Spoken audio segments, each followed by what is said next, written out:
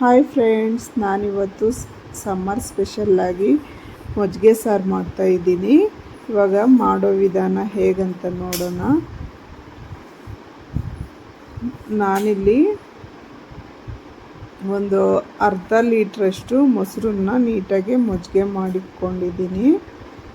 ಇಲ್ಲಿ ಒಂದೆರಡು ಸೌತೆಕಾಯಿ, ಸ್ವಲ್ಪ ಕರಿಬೇವಿನ ಸೊಪ್ಪು, ಸ್ವಲ್ಪ ಹಸಿ ಜೀರಿಗೆ, ಹಸಿಕಾಯಿ ಮತ್ತು ಕರಿಬೇವಿನ ಸೊಪ್ಪು, ಹಸಿಮೆಣ್ಸಿನ್ಕಾಯಿ, ಬೆಳ್ಳುಳ್ಳಿ, ಇದನ್ನೆಲ್ಲ ಇವಾಗ ಒಂದೆರಡು ಸ್ಪೂನಷ್ಟು ಅಕ್ಕಿನ ಒಂದು 10-20 ನಿಮಿಷ ಮುಂಚೆನೇ ನೆನೆಸಿಕೊಂಡಿರಬೇಕು.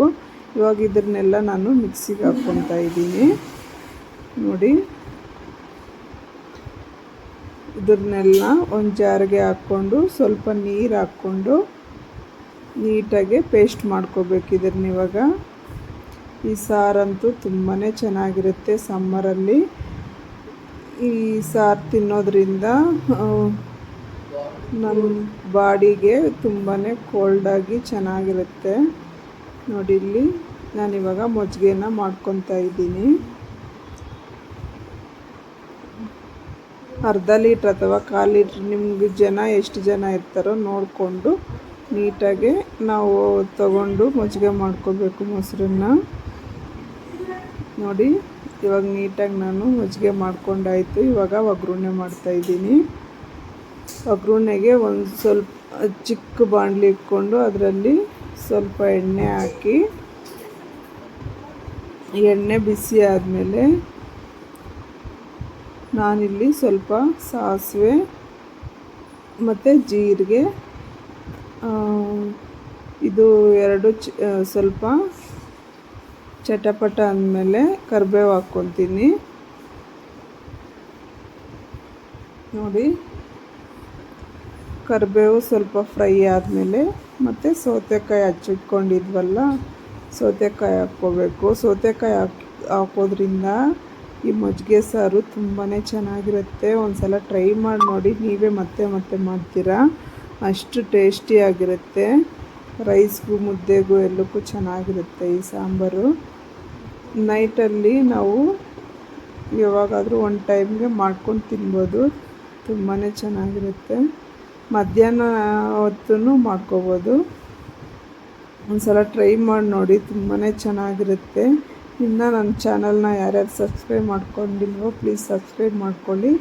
ಇನ್ನು ನನ್ನ ವಿಡಿಯೋಸ್ ನೀವು ನೋಡ್ಬೋದು.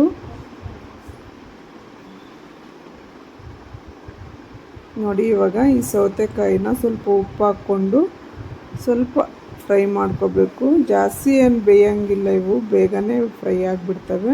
ಈ ಸೌತೆಕಾಯಿ ಸ್ವಲ್ಪ ಫ್ರೈ ಆದಮೇಲೆ ನಾನು ಮಸಾಲೆ ರೆಡಿ ಮಾಡ್ಕೊಂಡಿದ್ನಲ್ಲ ಅದನ್ನು ಹಾಕ್ಕೊಂಡು ಇವಾಗ ಹಸಿ ಸ್ಮೆಲ್ಲೆಲ್ಲ ಹೋಗೋವರೆಗೂ ನೀಟಾಗಿ ಮಿಕ್ಸ್ ಮಾಡ್ಕೋಬೇಕು.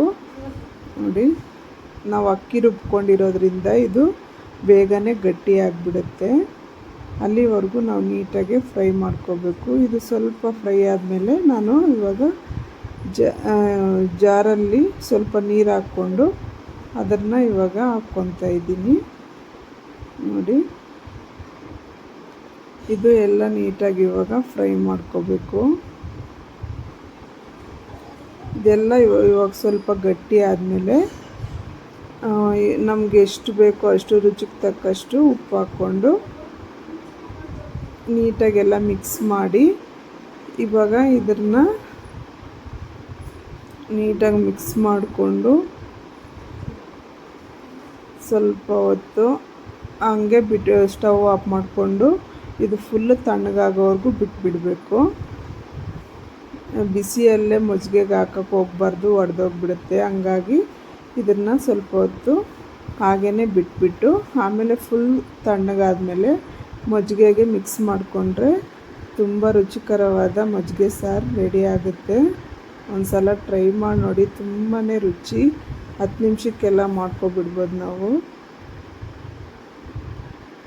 ನೋಡಿ, ಪ್ಲೀಸ್ ನಿಮಗೆ ವಿಡಿಯೋ ಇಷ್ಟ ಆಗಿದರೆ ಲೈಕ್ ಮತ್ತು ಶೇರ್ ಮಾಡಿ, ಸಬ್ಸ್ಕ್ರೈಬ್ ಮಾಡ್ಕೊಳ್ಳಿ.